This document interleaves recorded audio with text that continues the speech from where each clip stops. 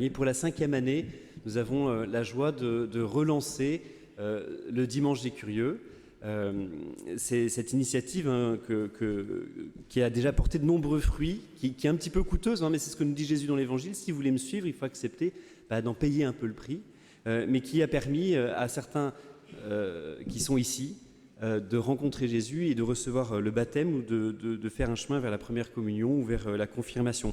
Donc le Dimanche des Curieux, le prochain Dimanche des Curieux aura lieu le 13 octobre prochain. Donc on va marcher ensemble, on va faire un petit chemin pour que toute notre communauté chrétienne se mobilise pour ce Dimanche des Curieux et que nous puissions vaincre nos peurs d'inviter et de proposer à des gens qui sont autour de nous, qui n'ont pas la foi, de venir découvrir. Moi, ma conviction, c'est qu'une communauté fervente, comme ce que nous vivons le dimanche soir, non seulement nous donne de puiser de l'énergie, mais aussi est source de témoignages, de pouvoir découvrir la ferveur de la prière. Et donc, on aimerait simplement que vous ne soyez pas des petits chanceux qui connaissez cette paroisse, mais que vous puissiez faire partager cette chance, cette joie de connaître le Christ et de vivre le Christ en communauté. Donc, je vais laisser la parole à Julien, qui va nous aider pendant 5 semaines à faire ce petit chemin de préparation à l'évangélisation. Alors, je ne serai pas tout seul, il y a Louis, aujourd'hui c'est moi qui m'y colle.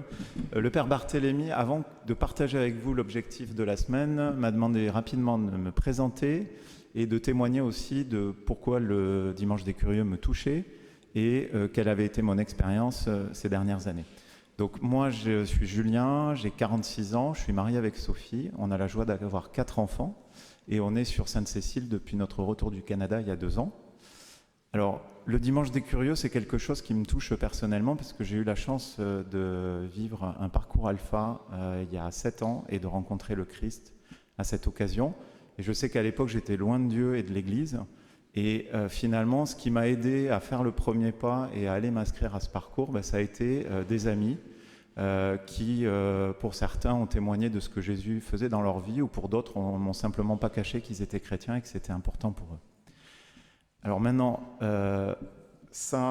forcément, j'ai envie de permettre à d'autres personnes de rencontrer le Christ à travers la messe des curieux et puis le parcours alpha. Et là, vous vous dites peut-être, oh là là, on est tombé sur un nouveau converti, un illuminé, et les 4 prochaines semaines, on va souffrir parce qu'il va bombarder pour qu'on en parle à tous nos proches. Donc je vous rassure, pour chacun de nous, c'est compliqué de faire le premier pas, d'oser parler de sa foi et inviter à la messe. Moi, les 2 dernières années, la première année, c'était pas trop mal en 2017. J'avais fait 3 invitations. J'ai une personne qui est venue avec moi à la messe et 2 qui ont suivi le parcours alpha. Et puis, c'était quand même pas top parce que j'avais fait ça par mail. Et l'année dernière, je me suis carrément endormi. J'ai repris à peu près le même mail. J'ai envoyé une seule personne et j'ai pris un gros vent. En fait, il faut dire que j'ai un peu cherché. Déjà, j'avais mis ça en copie sa femme, donc question Cato.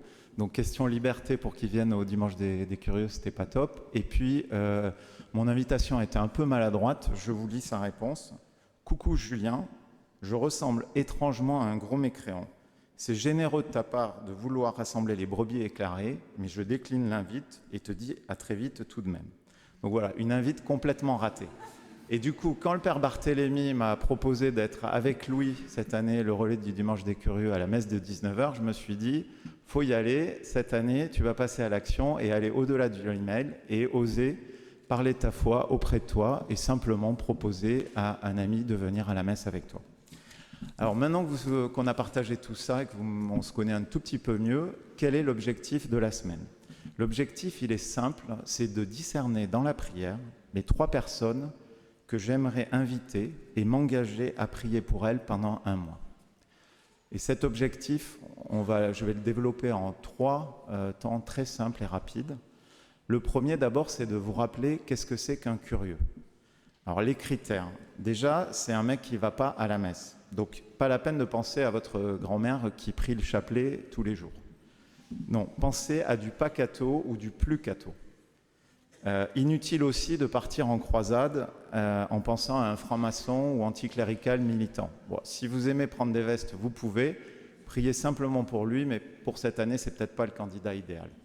Alors le candidat idéal, en fait, cherchez simplement des gens autour de vous, des amis, des parents d'élèves si vous avez des enfants à l'école, des gens avec qui vous faites du sport, des collègues de travail, des gens que vous appréciez et avec qui vous avez une bonne relation. Parce que la confiance, c'est important pour passer le pas et franchir un peu la barrière de la peur d'oser témoigner. Le faire avec des gens en qui vous avez confiance, ça va vous aider. Ça, c'était le premier point. Donc le curieux, quelqu'un que vous connaissez, avec qui vous avez une bonne relation et qui n'est pas ou plus catho. Deuxième point, l'objectif cette semaine, c'est de discerner ces 3-4 personnes avec qui j'aimerais partager ma foi.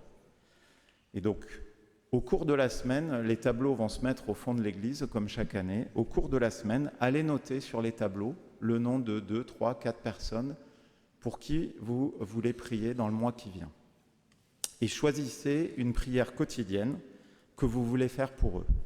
Alors ça peut aller du « Je vous salue Marie » à un chapelet. Prenez simplement quelque chose dont vous savez que vous serez capable de le prier tous les jours pour eux.